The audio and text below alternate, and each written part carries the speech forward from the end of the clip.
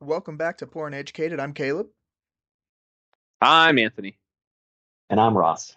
Welcome back, Rod. So it's first time in a little bit that you're back, but welcome back today. Yeah, good to And be back. Today we're going to be talking all about Colorado Springs. Um, may get a little bit heated, and some people may not agree with us, but we'll dive right on in. So first thing we're going to cover is going to be in Colorado Springs. We're going to be talking about Karman Line. Anthony, you want to tell us a little bit about what the Karman Line is?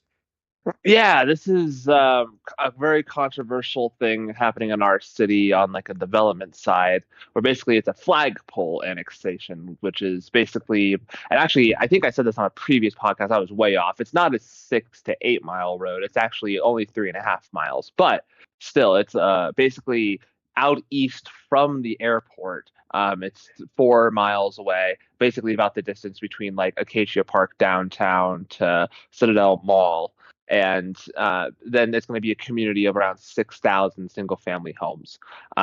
Problems that I have with it, why I'm not a fan with it, is that it's basically kind of just basically they're basically manufacturing a town or like a township that's just going to leech off of our resources. It's going to spread thin our emergency services. It's going to be a drain on our water resources. It's not a good deal for us in Colorado Springs. We already have plenty of city that we should be focusing on redeveloping. And Colorado Springs has always had this bad habit of we always just, oh, ooh, new and shiny. We just expand and expand and expand, and then we leave behind like our, really core, the historical areas. Yeah, this annexation is southeast of the airport. If you find a map of it, it's literally follows Bradley Road. The only way it's connected is literally the width of the road, and then it's a bunch of single family neighborhoods, uh, or just development. Ross, you got any thoughts on it? I'm going to be entirely honest. I haven't read up on this a whole lot. Ooh, we get to educate you on it. I don't know. Yes, yeah, The yeah. election's I'm coming, poor sir. and uneducated today, unfortunately. But I think that one thing I had heard about this is that there is a development company that has a monopoly on a lot of areas in Colorado Springs that um, need to be developed, and they're kind of sitting on those. And one reason in favor of this is that it would kind of break that monopoly by adding in an area where more building could be done. Now, I'm not sure how strong this argument is, and I don't know enough details about it, but it does seem to sort of make sense. Um, I suppose I would also say that maybe Colorado Springs should find a way of working around this company and trying to develop it and develop the city in other ways. Yeah, that One thing I will say is that I do strongly support more housing development in Colorado Springs because that is something that is driving up rent prices a lot. So if this is a possible solution, I may support it, but I don't know. Things I like this become very complicated, and I totally yeah see Anthony's arguments on this as the well. Yeah, the and Ross, I'd be more inclined to agree with you if this new development was, mixed use housing, was an actual, it was going to bring something to the city, but it doesn't feel like it's bringing something to the city. It's just bringing 6,500 single family homes, and that's it. Now they argue that that's going to support military personnel living for Schriever or living near Schriever Air Force Base, or Spaceport, I guess now it is Space Force Base. But it's Have these again like homes already again, been built, I guess is my no, question. they Or haven't. okay. They haven't been built. Yeah. Yeah, this is just an empty piece of land that some developer wants to develop, and they can pay for the roads and they can pay for the other infrastructure, but they really don't have access to water without us. So I really do feel like this Mm, is just a big okay. water leaching operation. That's just how I feel. But yeah also, I see where you're coming from. Yeah, You're I like, can I I can want see more that. housing too, but could you imagine how much housing we could fit on that? I think it's a crazy amount of land. oh yeah Even though it's not Yeah. that far, it's about 4 miles outside of the city. It's like a huge bundle of land. And I just, even if, I don't know, not only are they doing this and basically taking resources away from a city that already needs its resources. They're not even really giving anything back. They're not giving us any Mm. commercial back. They're not Yeah. giving us any like tax revenue back. I guess there'll be some schools there that they could probably hopefully fund for themselves with their with their property taxes and things. But other than that, they're gonna have to come into the Springs anyways for all their shopping needs. You've So brought up Yeah, I water a definitely couple see of your argument times. there. Uh, uh, what was it? you've brought up water a couple of times, and that's the next point I wanted to talk about was about the water situation. A lot of the negatives I've heard so far is that they're going to be taking water from Colorado Springs, using it in single family development, which is notoriously bad for water use, for a town that we it may put Colorado Springs out of water in the end. So yeah, there's a big question about the water and is it worth it, and is it worth it water wise? And for me, the answer is no. I think I would probably agree with that, at least for just for the reason of single family neighborhoods. We have this idea in America that like ideal living is just basically suburban living where people live in these really sprawled out houses with very large lawns. And it sounds like that's kind of what this is going to be. Does that sound correct to you Yeah, guys? absolutely. It to me it sounds like a subsidy for military housing for what essentially off-base military housing, um, so that those people can try to live the American dream, which or I put big quotes around American dream there, but yeah, having that like white picket fence, it's Hmm. subsidizing that kind of Yeah. lifestyle. Also, not everyone working on a military base would benefit from single family neighborhoods, right? There's lots of people who don't have families, and Hmm. it seems like more dense building, like apartments and things like that, would be a better use of this land, or any land for that matter. So I definitely would take issue with that as well. Yeah. Yeah. We move us on to our next point here. Yeah, we talked about it a little bit. So it is military housing, but the big thing to know is that the ballots went out last Friday. We're recording this on the 9th. Last Thursday and Friday, the ballots went out. And what day are they due, Anthony? The 17th of June. So coming up soon, coming up very soon. Yeah, a little over a week from when we're recording this, the ballots are due. It's going to be on initiative. There's a ton of pro Karman line propaganda out there. I've also seen some of like the pro Karman line people misspelling the name of it. They'll spell it MEN instead of MAN. It's completely uncoordinated, unprofessional. But Anthony, you also heard about some anti-Karman line people doing some stuff. What was going on there?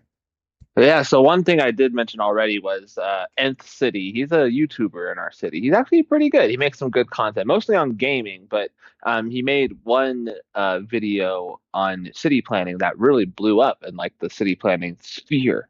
So it was kind of cool to see some representation from our city being talked about like on a wider scale. But anyways, so he just released another video on the Carmen Line issue. Would love to talk to him. He's a pretty well-spoken guy. Does a lot of activism in our city for being more walkable, being more progressive in our transit and things like that.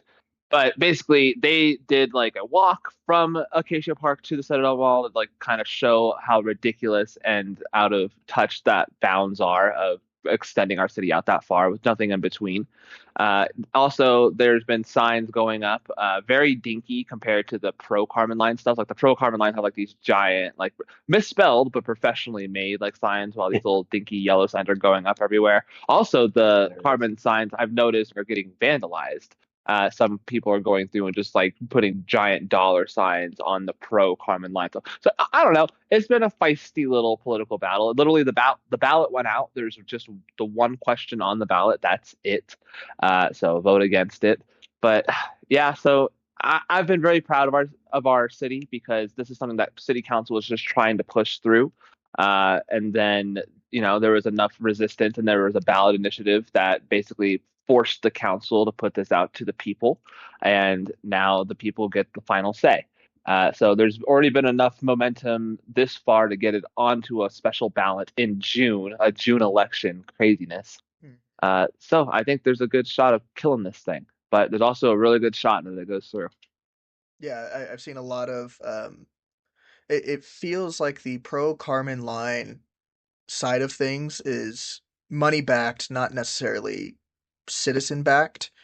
So they put out a bunch of stuff to try to drum up support, but there's so much on the opposite side that it seems like, at least I hope so, it might be too much to overcome for those developers.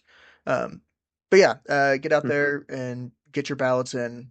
Um, yeah, Cool. all right, I'm But gonna yeah, it's go. Carmen Line, baby. That's Carmen Line. If you want to engage in some conversation about it, we're happy to. I'm gonna go on to our next big topic. We're talking about Colorado as a whole. And in this case, we're going to be talking about Jared Polis. Jared Polis is our governor at the moment. Correct me if I'm wrong, but he is term limited this term, correct? Yes, his final hoorah. There's already a bunch of Oh, like coyotes already trying to swoop in. I know Yes. his. I think right now leading the pack is his attorney general is the lady who I can't remember her name, but she seems the most prominent right there. Oh no no no! Michael Bennett just announced that he's running for governor. So yeah, right now oh, interesting. he's the front runner right now, easy peasy. Which honestly I I was wouldn't not mind. aware that he was term limited. That's pretty cool. So, Yeah, Yes, he seems like he's setting up a some kind of congressional run, or Senate run of some sorts for afterwards. hmm. We'll see what happens. But I'd be annoyed if he ran for Senate. really want to talk about Yeah. here is his recent vetoes that he's done. So he's actually had the most amount of vetoes he's ever done this term. He's done 11. I specifically want to talk about three of them. This first one I want to talk about is this ambulance fees. So it's this House Bill 1088 came to his desk. The intent of this bill was to try to stop hidden fees if you have to use an ambulance to get to the hospital if you're suddenly hit with something at the end. And Jared Polis decided to veto it and send it back. Ross and Anthony, what are your thoughts on that? So I read up on his reasoning for this, and it kind of seems in line with a lot of what Polis does, which or his sort of ideological leanings. He's more of a libertarian than I think a lot of people in the Democratic Party, and so he's very skeptical of regulation on things. Mm-hmm. But I think that in situations like this, regulation is pretty well justified.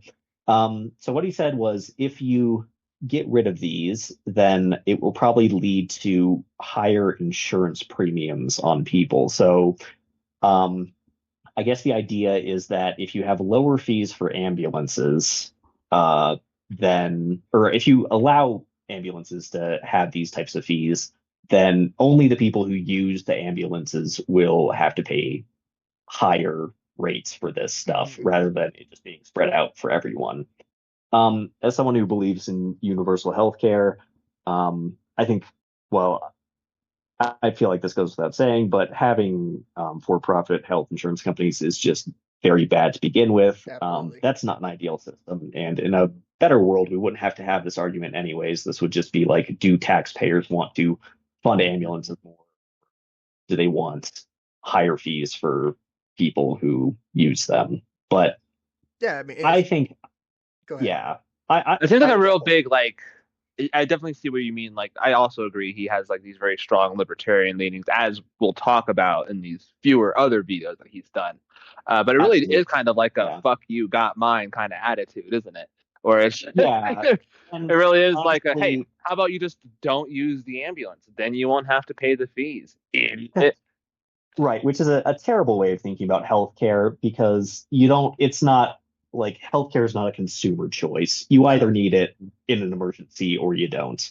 And personally, if we have this really terrible healthcare system and there's no good way of fixing it at the state level, I would be happy to have slightly higher, um, basically higher premiums in order to Mm-hmm. pay for other people to have access to ambulances. So Yeah, I don't absolutely. really support on And this. this seemed like such a Mhm. slam dunk for him too. I mean, it was unanimous, bipartisan. Everybody voted yes on this. The This fact was, that it was bipartisan is yeah, hilarious. that's like Oh, really, yeah, that's what blows me away is that like something literally everybody agreed on, and then he sends it back. So I mean, there's still a chance that they override his veto power. It hasn't happened yet.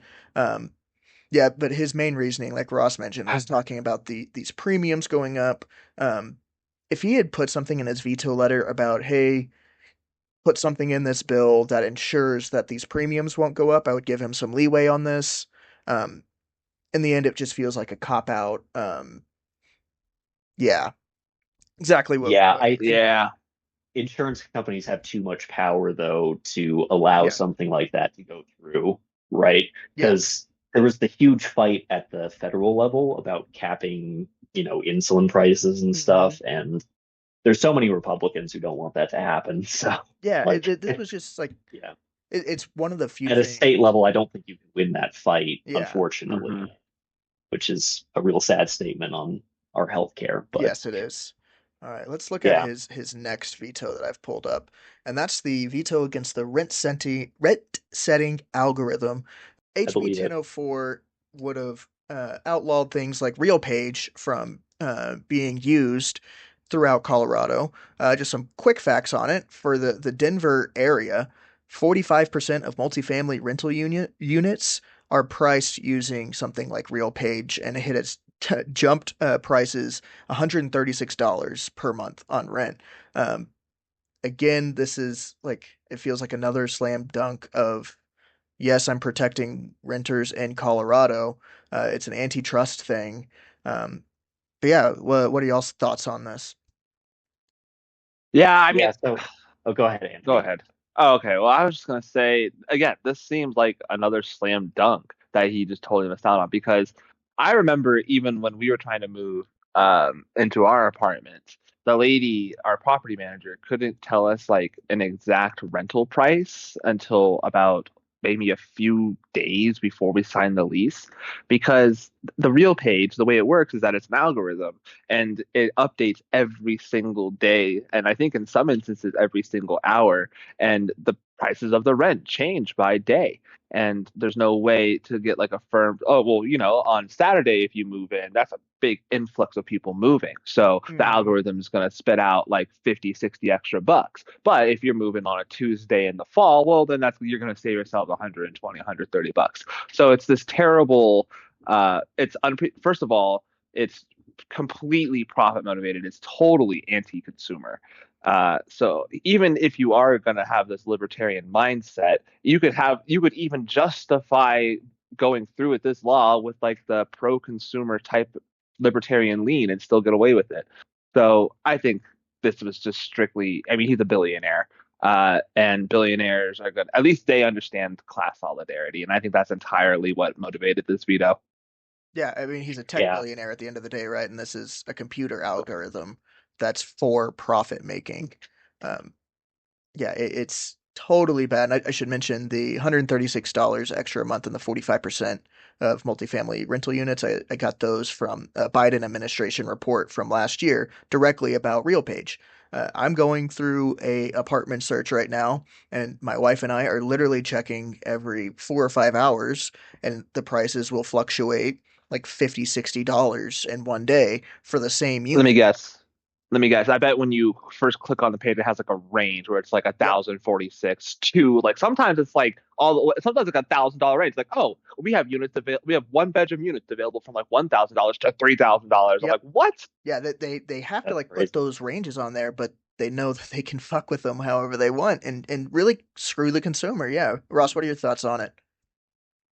Yeah, so I'm gonna be honest, like when I first found or read about this, I wasn't sure about it because I kind of see I, if you're not like familiar with how all this works, then you could see how this might not be something that raises prices for renters. It's just something that makes it more like efficient for people to sell properties.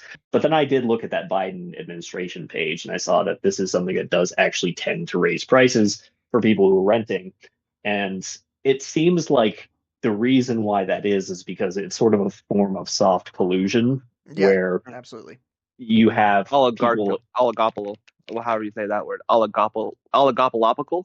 oligopoly. I Yeah, don't Oligopoly. know. yeah, or whatever they taught us in our Econ 101 class, or whatever. So yeah, and I don't think that that's a good thing. I would always side with like renters having cheaper prices over landlords having cheaper prices because, or having more money because landlords tend to make more money than renters, and Absolutely. so I think that this is just an economic equality issue And we for could sure. say that like these landlords that are using RealPage are not the you know a grandma and grandpa that is renting out a house they used to live in or something like that. It's companies like Graystar who own you know half of the apartment complexes in a city and Yeah, and it's another private big one. equity. Yeah, it's So private equity. Hmm. It's a backdoor way of all these companies being able to communicate with each other to raise up prices, which is what antitrust law is supposed to fight.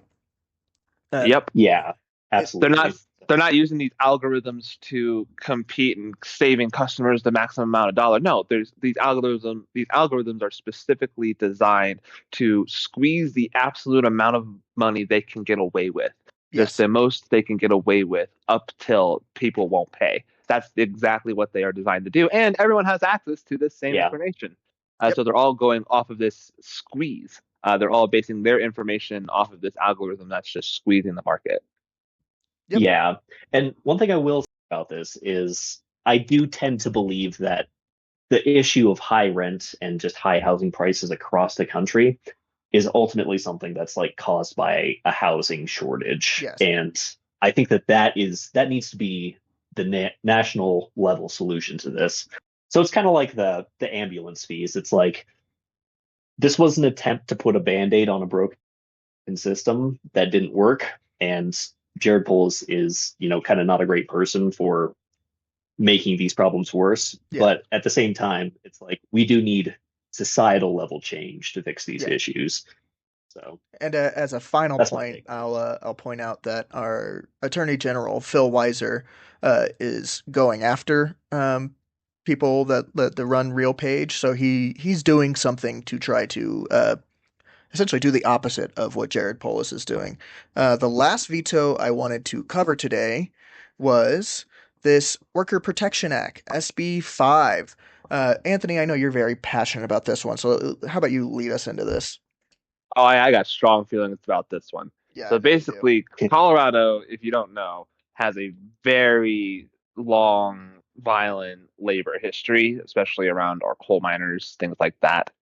But basically, because of all of our labor history, we have what's called the Colorado Labor Peace Act, which requires two elections and all of our union votes. Basically, there's the initial election where NLRB comes as long as we have over 51% or 50% plus one, something like that, you are unionized. Congratulations. But a union ain't nothing unless you can collect union dues. And in order to negotiate union dues, you have to have a second election. And that second election, you have to win that election by 75% before you can start negotiating dues for your members or negotiating, I think, dues for non members as well, because even if Colorado is unique because you're not required to join the union. Basically, we're one of those freeloader states where if the union fights for $20 an hour, even the people who aren't in the union get that $20 per hour and they get to just freeload and not pay their union dues. But that's a totally different issue. Hmm. But the problem, so basically, what this act would have done is it would have gotten rid of that second election. And there's a few compromises on the table. Like Polis was like, okay, one election, but 65%, or no, I think it was like one election, but 75%. And then people in support of the Workers' Protection Act turned around and said, well, how about one election, 60%? And there's a few back and forths. And then I guess they got this one through, whatever. I don't remember what the final version ended up being, but they got it through. Paul said, I'm going to veto it. I don't know why you're confused by this. And yeah, so I don't know. I really thought that he was gonna throw us a bone, especially like in the climate with the Trump administration being so anti-labor and cracking down so hard on unions that he may throw the labor movement a bone, especially with how the labor movement is growing so strong.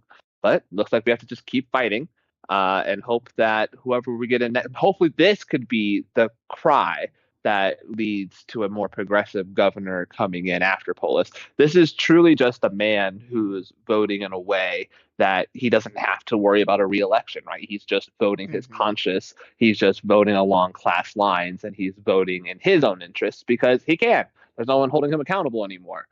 He's not running for, reelection. Someone else is going to take his place, and hopefully, someone more progressive, someone more in favor of the working man, will take his place. Yeah, and I'll say that this SB5 would have completely gotten rid of that second election that you were talking about, which that second election is a special requirement in Colorado that came about from the Labor Peace Act, which was signed into law over 80 years ago. So this I know things, yes. yeah, like this is an archaic rule at this point. I mean, this is like World War II era stuff. Um, it's terrible. It's after a lot of the labor movements that came about in the early 20th century, late 19th century. Uh, it's just an old rule, doesn't make sense, Hmm. is incredibly burdensome for the worker. Uh, but yeah, Ross, you got any thoughts on this?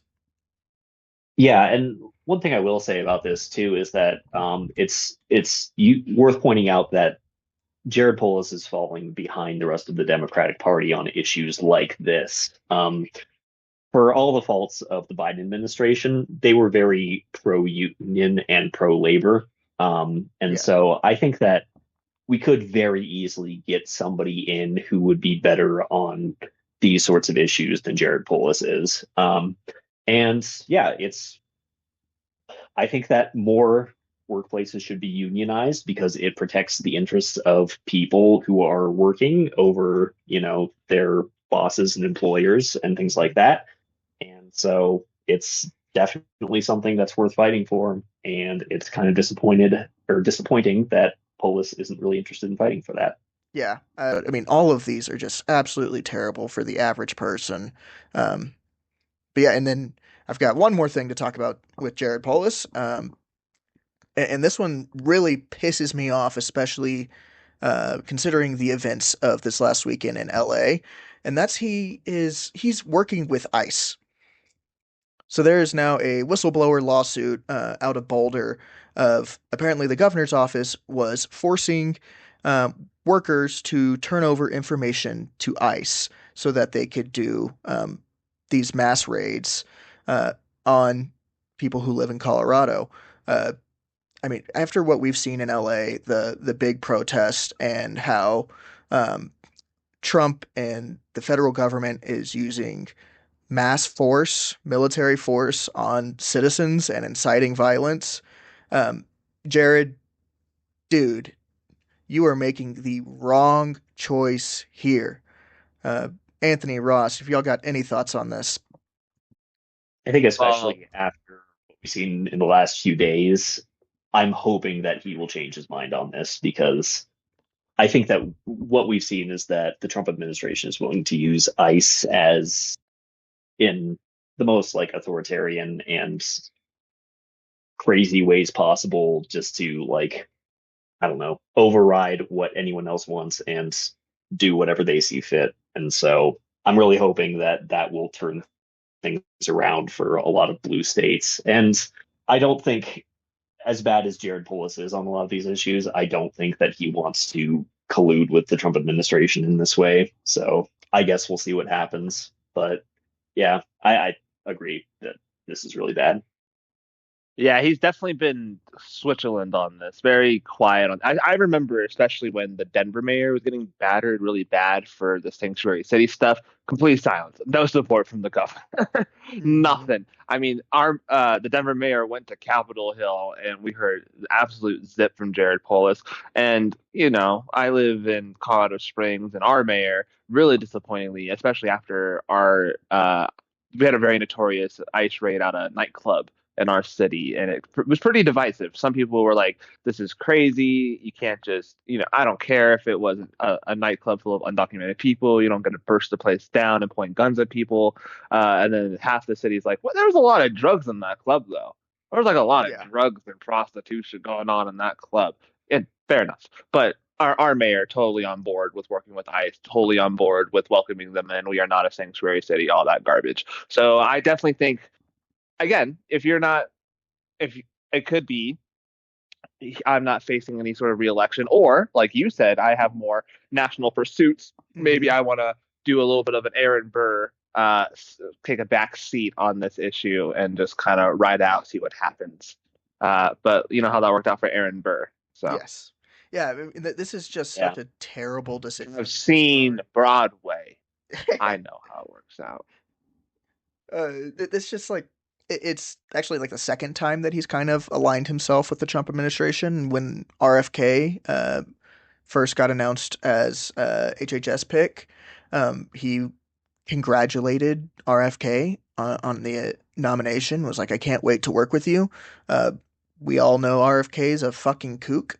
Um, like this is the second time he Silly goose has. alert. Yes, absolutely. Like this is such a bad decision on his part, and I hope he sees the light. To be fair, this lawsuit came through before everything happened in LA, so maybe he sees the stuff that happens in LA and goes, oh crap, I need to pull back. Or he could do the opposite of what Gavin Newsom is doing and seeing what's going on in LA and goes, oh, I should just cooperate in advance. So we don't have our National Guard doesn't get federalized and used against the citizens of Colorado. I could see him making that point of like, hey, I'm protecting the people here from the federal government, but at the same time, you're completely like leaving out our immigrant population out to dry. So it's such a bad decision on his part. I really hope he sees the light on this. Um, I don't know. It really is a 50-50 for me on this one. Um, Yeah. yeah. My sense of things is that in the first few months of the Trump administration, I think that there were a lot of people who thought that they had to sort of pivot to the right on certain issues because, I mean, it was somewhat shocking that we had a Republican candidate who won the popular vote in Yeah. America.